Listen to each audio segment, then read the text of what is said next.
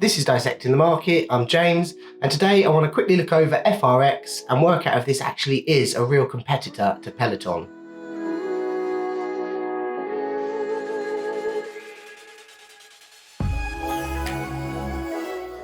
So we have another SPAC again for you today, but this time it's actually a three-way merger between the SPAC company FRX or Forest Road Acquisitions and Beachbody and Myx Fitness. So it's a three-way merger between the three companies. So first up, let's have a look at the two companies that are merging with the SPAC. First up, we have Myx Fitness. Myx have created a workout bike similar to the Peloton bike, which I'm sure you've all seen. But the difference with the Myx bike is mainly around its screen, which is able to freely move around. This enables the Myx screen to be used for a variety of live or interactive exercises, including yoga, boxing, free weights. The list is endless. They have a paid subscription and they also sell other exercise equipment, but we'll dive into this a little bit later in the video. Next up, we have the Beachbody Company, which is the name they will use once the merger is complete. The Beachbody Company has a massive online following and user base.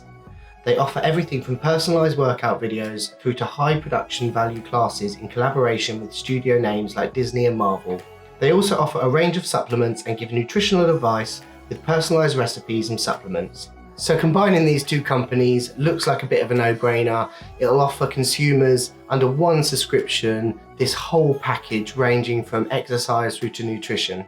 So diving into the investors' presentation, we can see they have some big names involved in this project, including Disney, Marvel, Hulu. They even have someone from Spotify, TikTok, Sony, and it goes on and on. You can see here they're explaining how they are right in the middle of three big trends: digital subscription, connected fitness, and consumer health and wellness. Here they run over some of the numbers. They have 2.6 million paid subscriptions, which we can see has been growing quickly.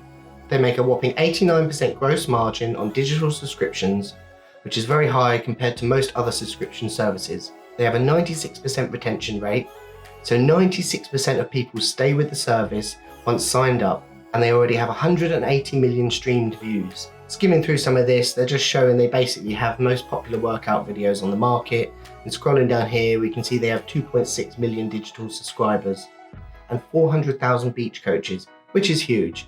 And from what I gather, anyone can pretty much be a coach.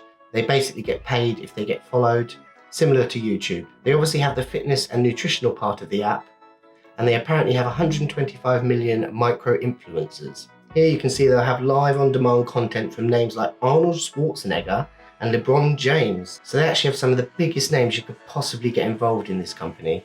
So obviously this is a big bonus in my eyes. A lot of these people have a huge following as it is. So if they're working with the Beachbody Company, I'm sure they'll be bringing customers over from their own personal following.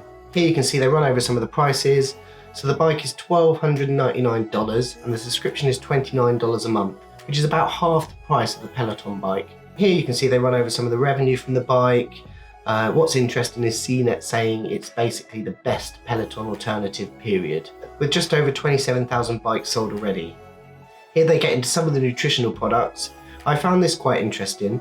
With 3.7 million digital subscriptions, they predict 450 million in revenue for 21. But with just 430 subscriptions to the nutritional supplements, they predict 530 million of revenue. So obviously this side of the business deserves some merit, and it's obviously something Peloton doesn't offer.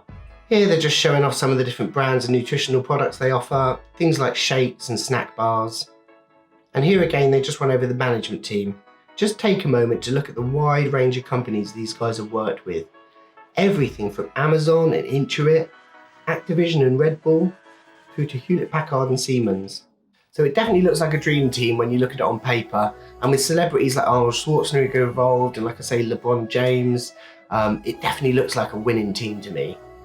They're predicting a growth rate of 30% year over year for the next 5 years, which is a bold claim. So as investors, we'll need to make sure this is monitored closely and that they're hitting their targets when they say they're going to hit their targets. So this does seem to have flown under the radar a little bit, which is great news. It means we can get in cheap before it's cool, before everyone's talking about it. I've looked over at StockWits, there's only like 2,000 people following it, so it's really tiny, and I'm hoping that once the following starts to grow, so will the stock price, especially when you consider they've got people like Arnold Schwarzenegger and LeBron James involved. Once their own people that follow them hear about this, I'm sure this will pick up more followers. So overall, I was quite impressed with the whole presentation. They valued the new combined companies at 2.9 billion. And with the team and the technology on board, I think this could be a real contender to Peloton. I know lots of investors like myself that would have loved to have got involved in Peloton, but obviously it's gone too far, it's way too expensive. I would never buy it at these prices. And this is obviously giving people like me the opportunity to jump in to something very similar to Peloton at the ground floor.